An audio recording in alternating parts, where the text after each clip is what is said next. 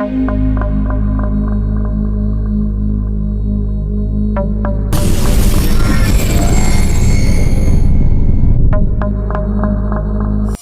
berpagar putih di ujung gang itu tampak seperti rumah biasa. Di bagian depannya terdapat plang kecil bertuliskan Praktek Dr. Risma, SPOG. Tidak banyak yang curiga. Setiap hari terlihat wanita hamil keluar masuk. Sebagian besar tampak muda dan wajahnya penuh rasa takut. Tapi masyarakat memilih diam. Di desa kecil seperti ini, orang lebih suka pura-pura tidak tahu daripada ikut campur urusan yang bisa menyeret masalah. Dr. Risma adalah wanita parubaya, dikenal pendiam, profesional, dan tidak banyak bicara. Konon, ia pernah bekerja di rumah sakit besar di kota, tapi memilih kembali ke kampung halamannya. Tapi tidak banyak yang tahu bahwa rumah itu sudah lama bukan sekadar tempat persalinan. Di balik kamar praktek yang rapi, ada satu ruangan kecil dengan lampu redup, dipenuhi alat-alat kedokteran yang bau amis. Di sanalah banyak nyawa dibungkam sebelum sempat menangis untuk pertama kalinya. Hari itu, seorang wanita muda bernama Yuliana, usia 22 tahun, datang dengan wajah pucat dan mata sembab. Ia hamil anak pacarnya yang kabur setelah tahu dirinya mengandung. Tak punya pilihan, ia menuruti ajakan temannya untuk membereskan masalah di rumah Dr. Risma. Apa kamu yakin? Tanya Risma tegas. Yuliana mengangguk pelan.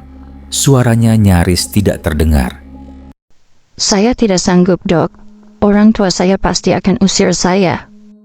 Dr. Risma menarik napas panjang. Sekali prosedur dimulai, tidak ada jalan kembali. Yuliana hanya menangis, tapi ia tetap masuk ke ruangan itu, diantar suster pribadi Risma, bernama Butri, wanita tua yang setia dan tampaknya sudah terbiasa dengan suasana seperti ini. Prosedur berjalan seperti biasa, tapi saat cairan bius mulai disuntikan, Yuliana mendadak kejang. Jantungnya berhenti. Dr. Risma panik.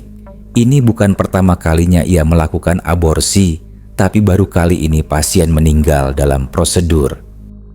Jangan bilang siapa-siapa, katanya pada Butri. Kita kubur diam-diam di belakang.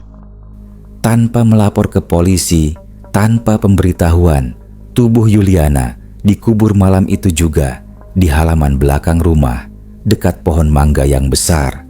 Sejak saat itu, rumah itu tidak pernah sama lagi. Beberapa malam kemudian, suara tangisan perempuan terdengar dari kamar belakang. Awalnya, Risma mengira itu suara tikus atau halusinasi. Tapi, semakin malam, suara itu makin nyata. Dok, saya belum siap mati. Suara pelan itu terdengar di dekat tempat tidur Risma.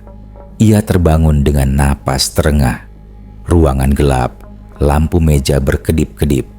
Di sudut ruangan, sesosok wanita muda berdiri dengan wajah pucat, tubuhnya berlumur darah, dan perutnya sobek seperti bekas operasi.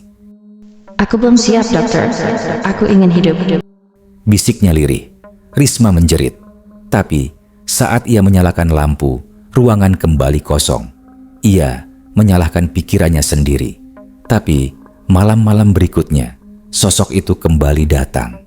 Kadang hanya menangis di ruang praktek, kadang tertawa di bawah pohon mangga. Butri pun mulai merasa terganggu. Gagang pintu kamar berputar sendiri. Air keran menyala tiba-tiba.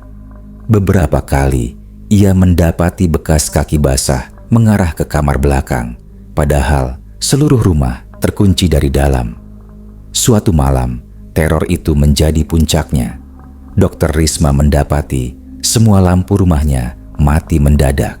Lilin yang ia nyalakan padam sendiri. Dari dalam ruangan praktek terdengar suara jeritan, suara Yuliana. Saat ia membuka pintu, ruangan itu penuh darah. Di atas ranjang, Yuliana berbaring dengan mata terbuka, tangannya menunjuk ke Risma.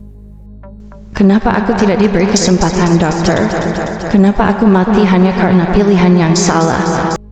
Tiba-tiba, tubuh Risma terpental ke belakang. Ia menabrak meja, tubuhnya gemetar. Ia pingsan di tempat. Keesokan harinya, warga menemukan rumah itu terkunci dari luar. Tapi, suara tangisan terdengar sepanjang malam. Beberapa orang mendobrak masuk dan menemukan Dokter Risma tak sadarkan diri di ruang belakang, dikelilingi cairan seperti darah, meski tak ada luka di tubuhnya. Malam itu, satu warga mendadak kesurupan saat melintas depan rumah. Ia meracau. Rumah ini bukan rumah bersalin. Ini rumah aborsi. Ini kuburan bayi. Aku belum siap mati. Aku masih ingin hidup. Warga mulai curiga. Isu cepat menyebar. Semakin banyak yang membicarakan hilangnya Yuliana. Teman-temannya tahu ia akan ke rumah Dokter Risma, tapi tak pernah kembali. Sejak saat itu, rumah itu berubah menjadi rumah terkutuk. Tak ada yang berani lewat malam-malam. Lampu di rumah itu kadang menyala sendiri, meski listrik sudah dicabut. Dan yang paling mengerikan, pohon mangga di belakang rumah mulai mengeluarkan bau amis seperti darah membusuk. Sejak malam teror itu, rumah bersalin milik Dokter Risma menjadi buah bibir warga. Tidak hanya karena jeritan dan tangisan gaib yang terdengar tiap malam, tapi juga karena bau busuk yang berasal dari halaman belakang. Awalnya dikira bangkai tikus atau limbah medis, namun semakin hari bau itu seperti darah basi yang menusuk hidung. Tercium hingga ke rumah-rumah sekitar, apalagi saat angin berembus dari arah utara. Suatu malam, seorang warga bernama Pak Seno, pensiunan polisi, memberanikan diri menyelidiki rumah tersebut. Ia datang dengan senter besar dan tekad kuat. Kalau benar rumah itu jadi tempat pembunuhan, ini nggak bisa dibiarkan, gumamnya. Lewat celah pagar yang tidak digembok rapat, ia menyelinap masuk. Rumah itu gelap, jendela-jendelanya tertutup kain tebal. Tapi, suara lirih tangisan wanita terdengar samar dari arah belakang.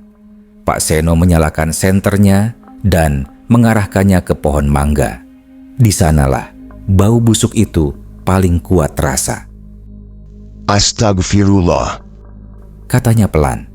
Tanah di bawah pohon itu terlihat tidak rata, seperti bekas galian baru. Beberapa helai rambut panjang tampak menyembul dari celah tanah.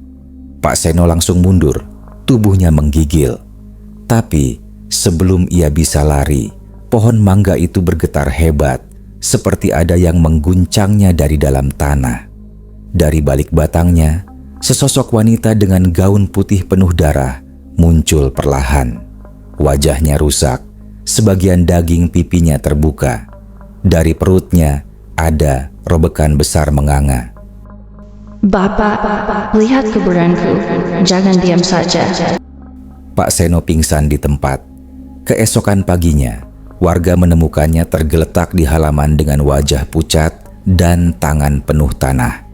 Ia dilarikan ke puskesmas dalam keadaan syok berat dan selama 2 hari tak bisa berkata-kata.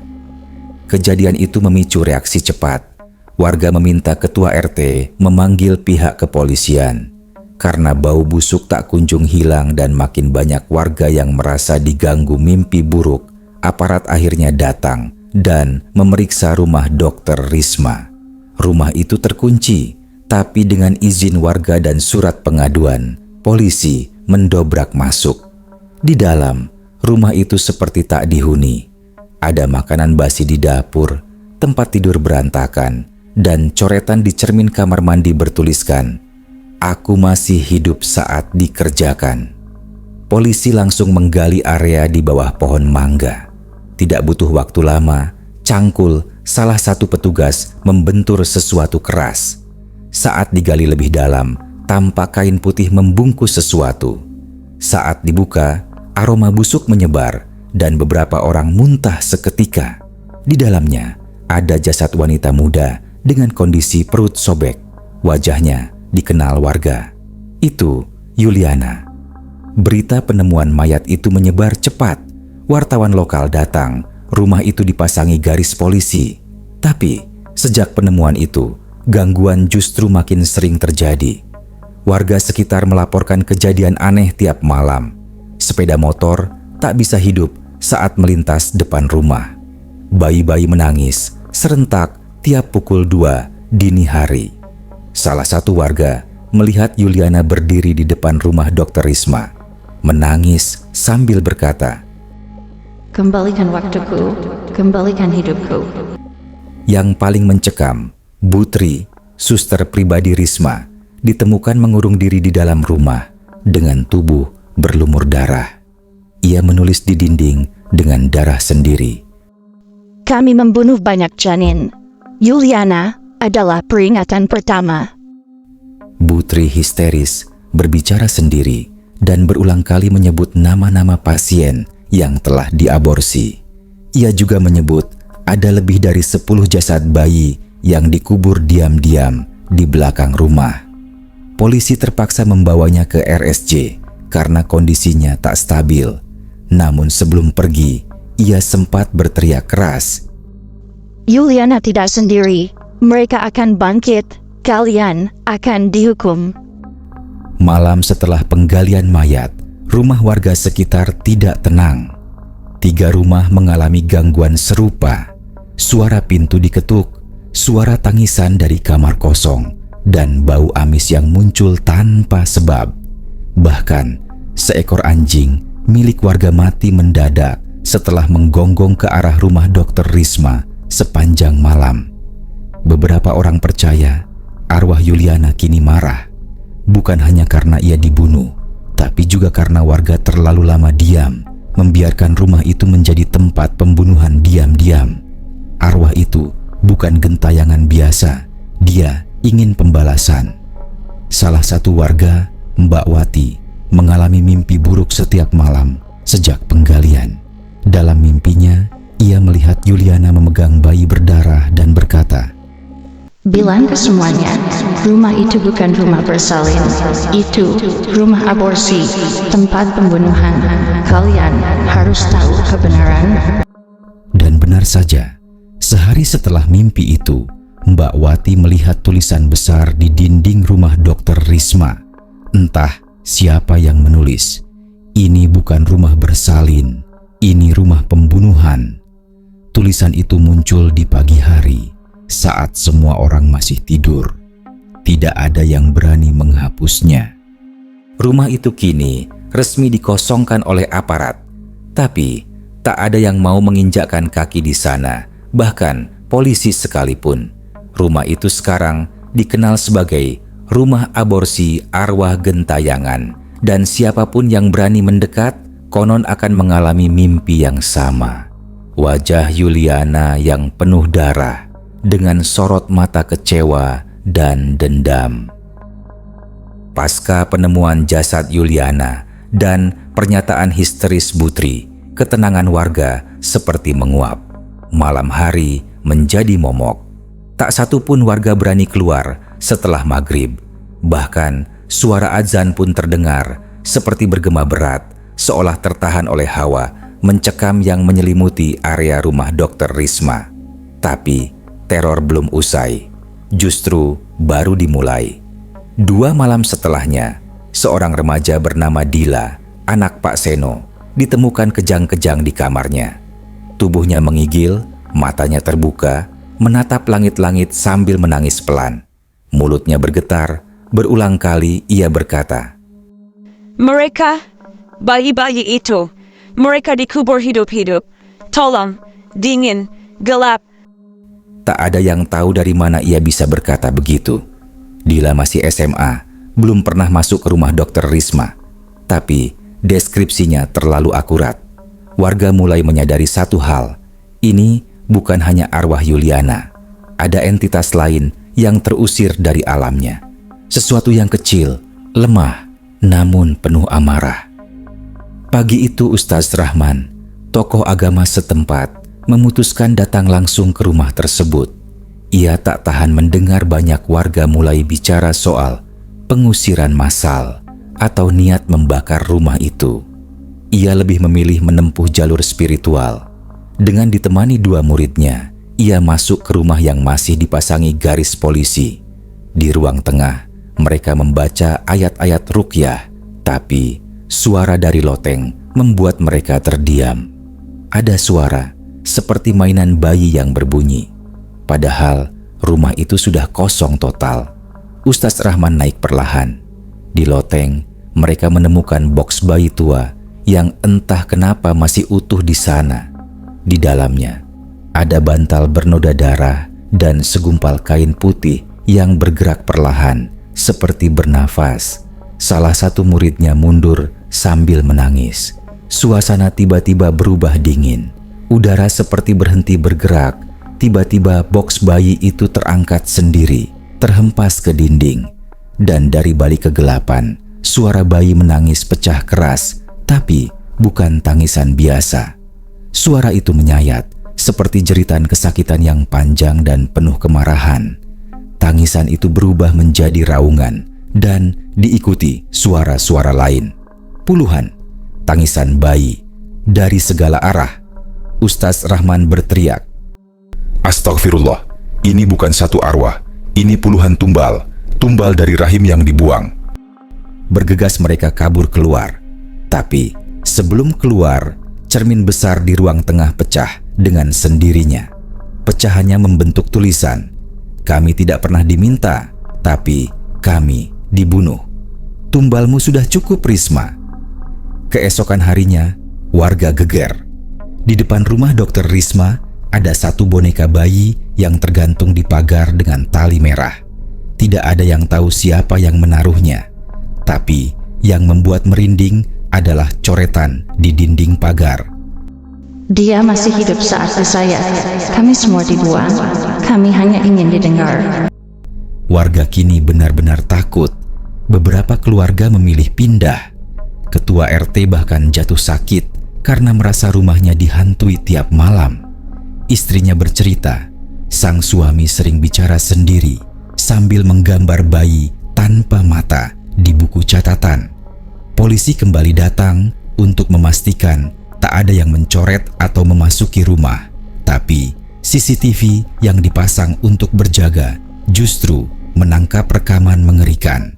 Tepat jam 2 malam, terlihat sosok wanita berbaju putih berdiri di halaman rumah. Ia tidak bergerak, hanya menatap ke kamera selama 9 menit penuh. Dan saat dicek keesokan harinya, kamera itu hangus terbakar.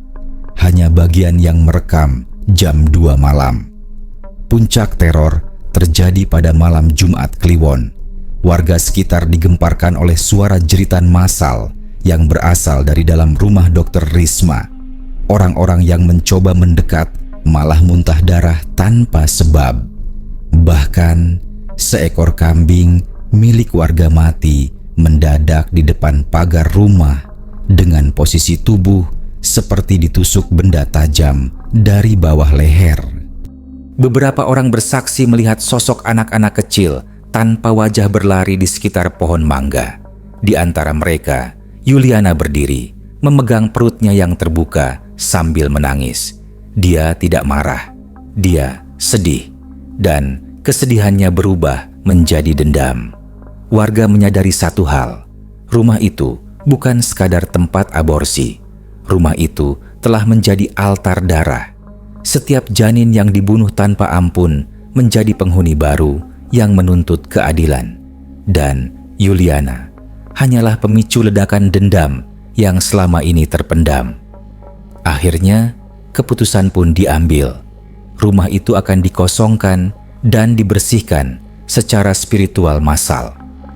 Tapi Ustaz Rahman memberi peringatan. Selama arwah mereka belum diterima dan diikhlaskan, tempat ini tidak akan pernah bersih. Ini bukan soal hantu. Ini soal dosa besar yang disembunyikan dan kini meminta dibayar. Warga akhirnya sepakat untuk menggelar doa bersama di depan rumah Dokter Risma. Mereka merasa harus mengakhiri semua kengerian yang telah berlangsung selama beberapa minggu terakhir. Ustaz Rahman memimpin langsung, dibantu para tokoh agama lain dari desa tetangga. Doa bersama itu rencananya dimulai setelah Isya, berlangsung hingga tengah malam. Sekitar 70 warga berkumpul. Karpet merah digelar di sepanjang jalan depan rumah. Beberapa ibu membawa sajadah, anak-anak dilarang ikut. Warga berusaha khusyuk. Tapi sejak azan Isya, langit mulai menghitam dan hawa dingin seperti menyusup ke tulang. Tepat pukul 20.15 saat doa baru dimulai, lampu jalan padam serentak. Mikrofon dari masjid tiba-tiba mati. Hanya suara zikir lirih yang bertahan, bercampur suara jangkrik yang seperti menjerit, bukan bersuara biasa. Suasana menjadi mencekam dan Ustaz Rahman mempercepat pembacaan doa. Tapi tiba-tiba terdengar suara seperti teriakan perempuan dari dalam rumah. Semua orang langsung terdiam. Suara itu meraung, menyebut satu nama. "Risma, kau bunuh aku masih hidup." Warga panik. Beberapa berdiri, beberapa mundur. Namun Ustaz Rahman tak berhenti. Ia membuka suara. "Jangan mundur, ini bukan makhluk biasa. Ini jeritan dari kematian yang dipaksakan." Ia memerintahkan 3 orang untuk terus melantunkan ayat ruqyah dengan keras. Tapi teriakan dari dalam rumah makin keras dan berubah menjadi tangisan bayi. Tak satu, tapi banyak. Puluhan. Suara itu menggema, seperti berasal dari dalam tanah. Tak lama kemudian, tanah di depan pagar rumah retak. Dari retakan itu, muncul bau busuk menyengat. Salah satu warga, Pak Burhan, pingsan setelah melihat sesuatu merangkak dari retakan tersebut. "Bayinya keluar dari tanah, tak ada matanya," gumam Pak Burhan sebelum tak sadarkan diri. 3 warga lain ikut tumbang setelah melihat sosok hitam tinggi seperti bayangan menggantung di atas atap rumah. Sosok itu menunjuk satu-satu ke arah warga, lalu mengangkat tangannya tinggi dan semua lilin yang dinyalakan mendadak padam bersamaan. Dalam gelap total ada jeritan mengerikan. Bukan dari satu mulut, tapi dari banyak mulut. Suara manusia, bayi, dan raungan yang tak bisa dijelaskan akal. Suara itu membuat telinga berdengung. Beberapa warga mulai berdarah dari hidung. Anak-anak yang di rumah mendadak demam tinggi dan menggigil sambil menyebut satu kata, "Ibu." Di tengah kekacauan, tiba-tiba api muncul dari dalam rumah. Tidak membakar habis, hanya di ruang tengah. Tapi kobarannya aneh. Api itu membentuk bayangan wanita dengan rahim yang berdarah dan menggenggam janin. Sosok itu berdiri di balik jendela, menatap keluar dengan tatapan kosong. Lalu mulutnya terbuka lebar dan suara berat keluar. Ini bukan rumah bersalin, ini rumah kematian, ini altar daging dan darah. Doa akhirnya dihentikan karena warga ketakutan. 3 orang dirawat di puskesmas karena kejang dan muntah darah.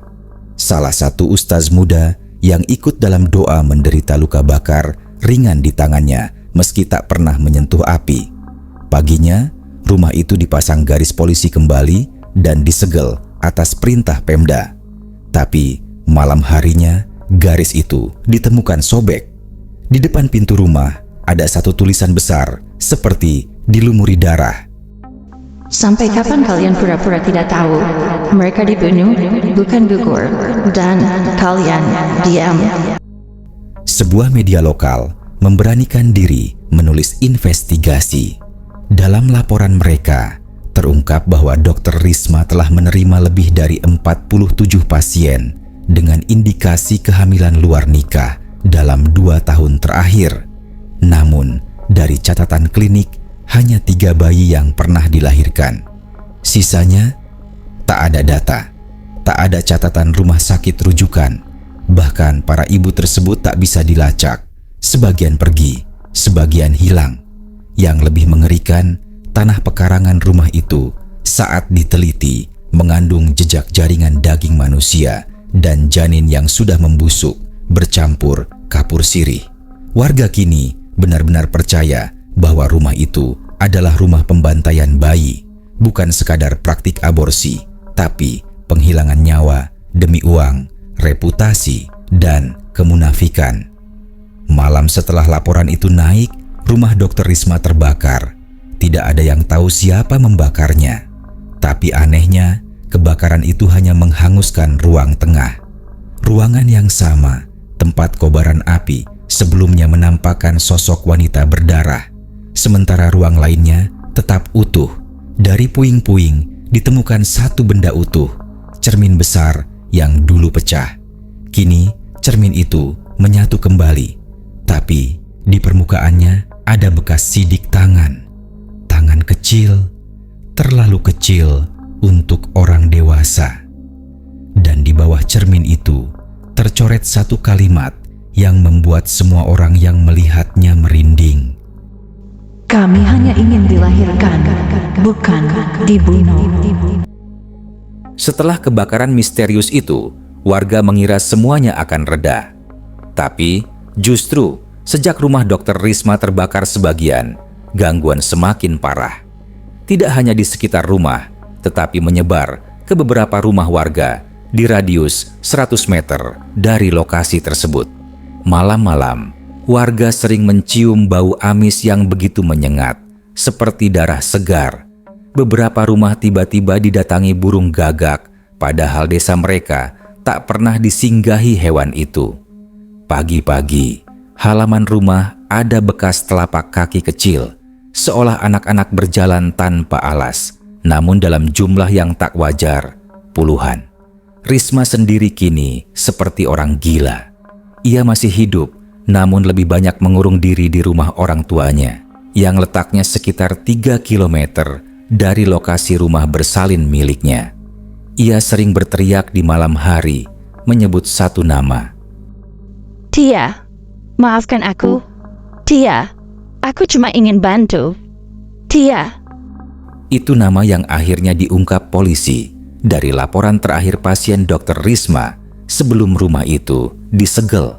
Seorang mahasiswi semester akhir dari luar kota yang hamil di luar nikah dan datang untuk melahirkan secara rahasia. Namun Tia tidak pernah keluar dari rumah itu hidup-hidup. Awalnya, Dr. Risma menyebut bahwa Tia telah dijemput keluarganya. Tapi setelah diselidiki, keluarganya mengaku tak pernah menjemput dan bahkan sedang melapor kehilangan. Bahkan kamar kos Tia ditinggal dalam keadaan setengah berantakan.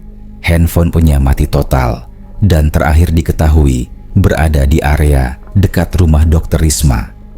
Mayat Tia pun tak pernah ditemukan. Namun, sejak malam api muncul di rumah Dr. Risma, semua orang melihat satu sosok wanita muda berambut panjang sering berdiri di depan gerbang rumah yang gosong itu. Bajunya putih penuh darah dan wajahnya pucat membiru, persis seperti orang yang kehabisan oksigen. Warga yang nekat mendekat akan mencium bau busuk mayat bercampur karbol. Dan yang lebih mengerikan, salah satu anak kecil bernama Jeno, usia 6 tahun, pernah bicara sendiri di teras rumahnya. Ibunya mengintip dari balik gorden dan melihat anaknya sedang menghadap ke gerbang rumah Dr. Risma, seolah mengobrol dengan seseorang.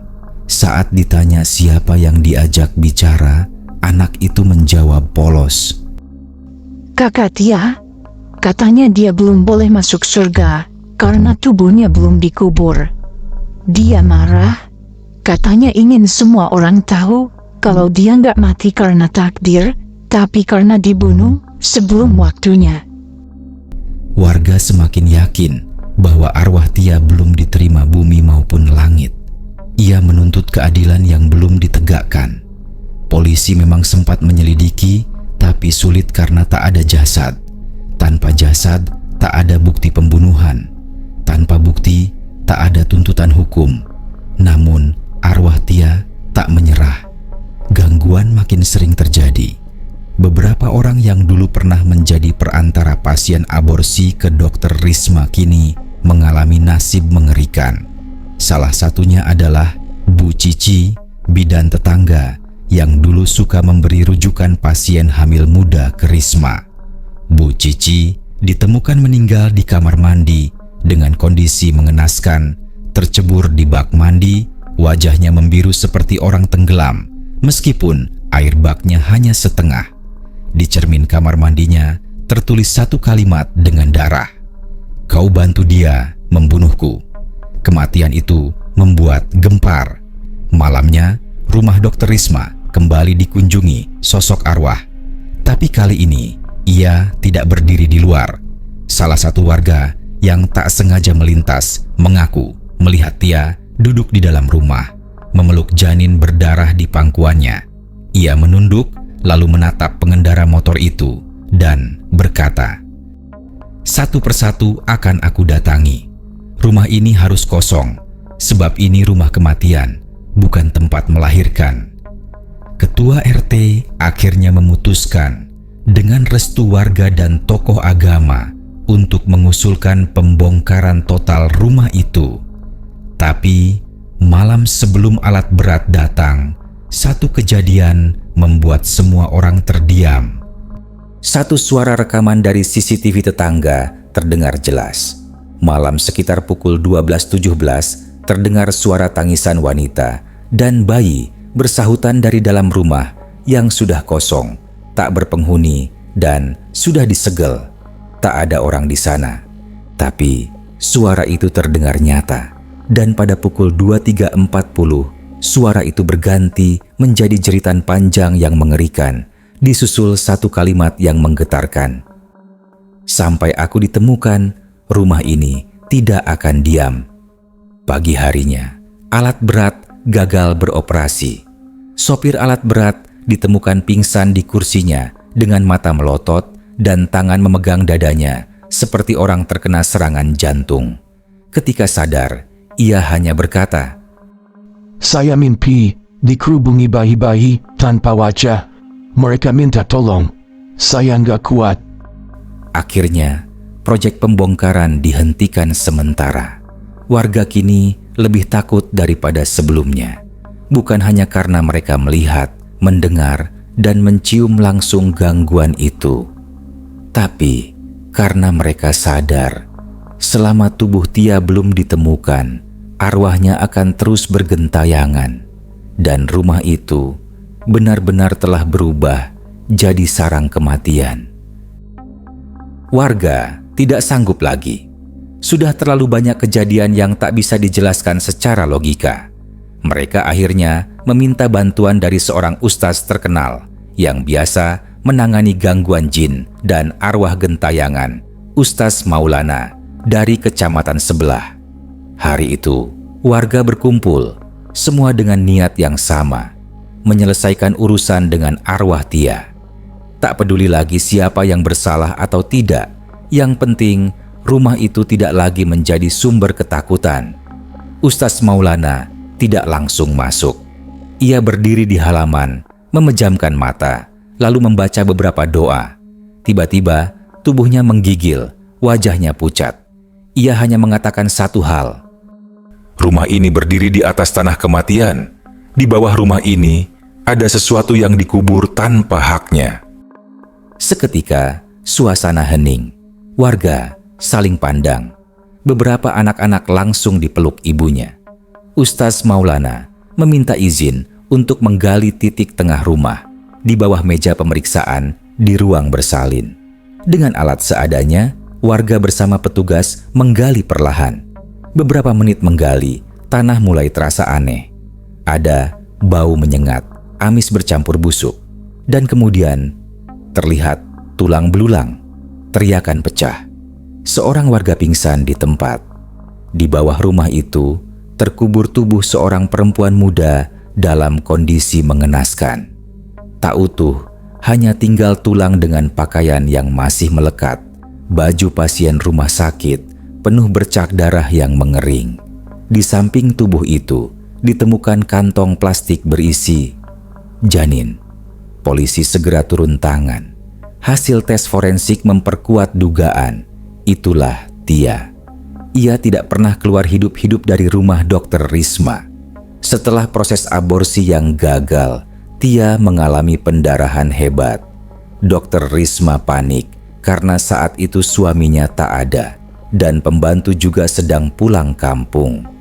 Alih-alih membawa Tia ke rumah sakit, ia memilih menyuntikkan morfin dosis tinggi untuk mengurangi rasa sakit. Namun yang terjadi justru kematian. Takut di penjara, Dr. Risma menguburkan mayat Tia di bawah lantai ruang bersalin. Ia membuat semen baru di atasnya untuk menutup bekas galian. Sejak mayat ditemukan dan dimakamkan secara layak dengan doa, gangguan mulai reda. Suara tangisan bayi tak lagi terdengar. Sosok wanita berbaju putih berdarah tak pernah muncul lagi di malam hari. Warga bisa tidur tenang. Anak-anak kembali bermain di jalanan. Namun, rumah itu tak pernah dipakai lagi. Pemilik tanah, orang tua Dr. Risma, memutuskan untuk merobohkan seluruh bangunan dan menjadikannya taman doa dan peringatan.